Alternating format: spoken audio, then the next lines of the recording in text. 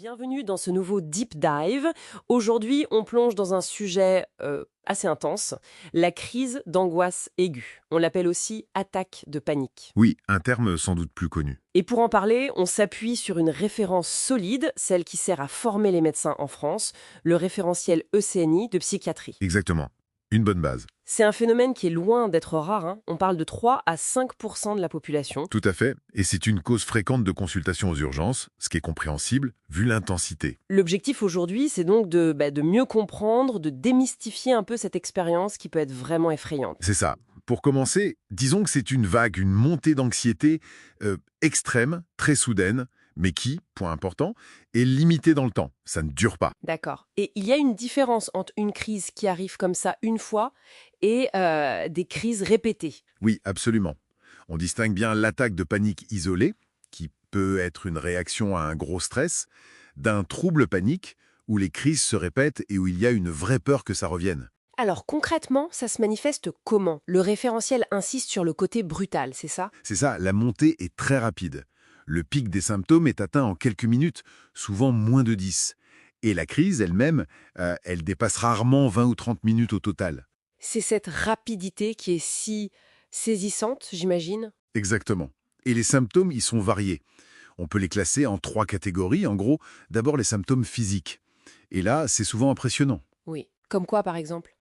La sensation d'étouffement, le cœur qui s'emballe, des palpitations, parfois même une douleur dans la poitrine qui fait penser à une crise cardiaque. Ah oui, d'où la peur et les urgences. Voilà. Il y a aussi les vertiges, l'impression de tête qui tourne, des tremblements, des sueurs, parfois des nausées. Un point intéressant, c'est l'hyperventilation. Le fait de respirer très vite. Oui, cette respiration rapide et superficielle peut directement provoquer ou amplifier certains de ces signes, comme les vertiges ou les fourmillements dans les doigts ou autour de la bouche. C'est lié à une baisse du CO2 dans le sang, l'hypocapnie. D'accord. Et à part le physique? Alors, il y a le vécu psychique, qui est tout aussi intense, c'est la peur panique. La peur qu'une catastrophe arrive, la peur de mourir, de devenir fou, de perdre le contrôle. Ça doit être terrifiant. C'est très angoissant, oui. Parfois, il y a aussi des sentiments un peu étranges, comme se sentir détaché de soi-même, comme si on se voyait de l'extérieur. Ça, c'est la dépersonnalisation. Ou que l'environnement semble irréel. Exactement, ça, c'est la déréalisation. Et enfin, troisième catégorie, les comportements. Ça peut être une agitation intense, l'envie de fuir, ou au contraire, la personne peut être comme sidérée, incapable de bouger. Bon, la liste est longue et ça fait sens que ça alarme. Mais alors, comment les médecins font la part des choses? Comment être sûr que c'est juste une attaque de panique? C'est vraiment le point clé. Le diagnostic, il est clinique, basé sur les symptômes décrits, les fameux critères du DSM-5, au moins 4 symptômes qui culminent vite, mais, et ça c'est fondamental, Oui. c'est un diagnostic d'élimination. Ça veut dire qu'avant de dire c'est une attaque de panique, il faut impérativement écarter d'autres problèmes médicaux graves qui pourraient ressembler. Comme les problèmes cardiaques que vous mentionniez. Exactement. Un infarctus, une embolie pulmonaire, un problème neurologique, une hypoglycémie, un souci de thyroïde.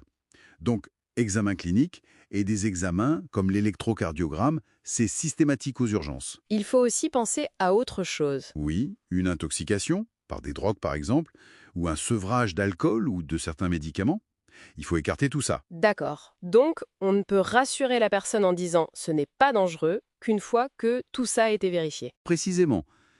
C'est seulement après avoir écarté ces urgences vitales qu'on peut affirmer que la crise d'angoisse elle-même, bien que très pénible, n'est pas dangereuse pour la santé physique. C'est crucial pour la suite. On comprend mieux les symptômes et le diagnostic. Mais pourquoi ça arrive au fond? Qu'est-ce qui se passe dans le corps et la tête? Ah, la question des causes. C'est complexe et on ne comprend pas tout encore parfaitement. On pense que c'est multifactoriel. C'est-à-dire? Il y a probablement une sorte de vulnérabilité biologique, peut-être des petits déséquilibres dans les messagers chimiques du cerveau, les neurotransmetteurs. Il y a aussi des facteurs psychologiques. Comme le stress? Le stress, oui, des événements de vie difficiles, mais aussi, parfois, une tendance à interpréter les sensations corporelles normales de façon un peu catastrophique, quoi. Et il y a sans doute une prédisposition individuelle, génétique ou de tempérament. Et le lien avec l'hyperventilation? Oui, ça c'est une piste physiologique un peu mieux comprise. L'hyperventilation baisse le CO2 sanguin, et ça peut déclencher ou aggraver directement certains symptômes comme les vertiges ou les fourmillements. Très clair. Et alors, sur le moment, que ce soit pour soi ou pour aider quelqu'un, qu'est-ce qu'on peut faire? Quelle est la bonne réaction? La priorité, c'est vraiment le non médicamenteux. D'abord, si possible, essayez d'isoler la personne dans un endroit calme. Et l'attitude de l'entourage est importante, j'imagine? Fondamental. Restez calme soi-même, parlez doucement, validez ce que la personne ressent sans minimiser. Je vois que c'est très difficile pour toi. Et rassurez. Expliquez que c'est une attaque de panique, que ce n'est pas grave médicalement, une fois qu'on le sait, et que ça va finir par passer. Et vous parliez de la respiration? Oui, le contrôle respiratoire, c'est souvent très utile. Encouragez à ralentir la respiration, surtout en insistant sur l'expiration. Soufflez lentement, comme dans une paille. Ça aide à calmer le système nerveux et à contrer l'hyperventilation. Et les médicaments dans tout ça? Alors, en cas de crise très forte ou qui dure, un médecin peut prescrire un médicament d'urgence. C'est souvent une benzodiazépine, un calmant qui agit vite, pris par la bouche. Mais c'est juste pour la crise? Uniquement pour la crise aiguë. Oui, c'est un usage ponctuel. Il faut être très prudent car il y a un risque de dépendance si on les utilise trop souvent. Ce n'est pas un traitement de fond. D'accord. Et une fois que la crise est passée, comment ça évolue? Est-ce que ça revient forcément? Pas forcément. Ça dépend beaucoup. Si c'était une attaque de panique isolée, peut-être liée à un stress précis, ça peut très bien ne jamais se reproduire. Dans ce cas, que faire? L'important, c'est surtout l'information. Comprendre ce qui s'est passé, savoir reconnaître les signes si jamais ça revenait, et avoir appris 2 ou 3 techniques simples, comme le contrôle respiratoire. Une bonne hygiène de vie générale aide aussi. Le sommeil, éviter les excitants, gérer le stress. Et si les crises se répètent? Ah, là, c'est différent. Si les crises reviennent, si elles deviennent imprévisibles, si la personne développe une anxiété d'anticipation, la peur d'avoir une nouvelle crise, ou si ça s'inscrit dans un trouble plus large, comme le trouble panique, l'anxiété généralisée ou une dépression. Oui. Alors là, il faut une prise en charge spécifique pour traiter ce trouble sous-jacent.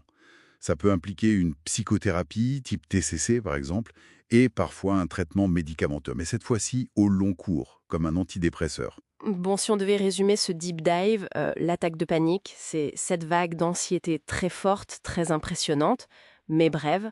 La première chose, c'est l'évaluation médicale pour être sûr que ce n'est pas autre chose. C'est ça, l'étape numéro 1. Ensuite, des techniques simples comme rassurer, mettre au calme et contrôler la respiration, ça aide beaucoup sur le moment. Tout à fait, le non-pharmaco d'abord. Le médicament, c'est vraiment pour l'urgence ponctuelle, et pour la suite, ça dépend si c'est isolé ou si ça s'inscrit dans un trouble plus large qui, lui, nécessite un traitement de fond. Voilà une bonne synthèse.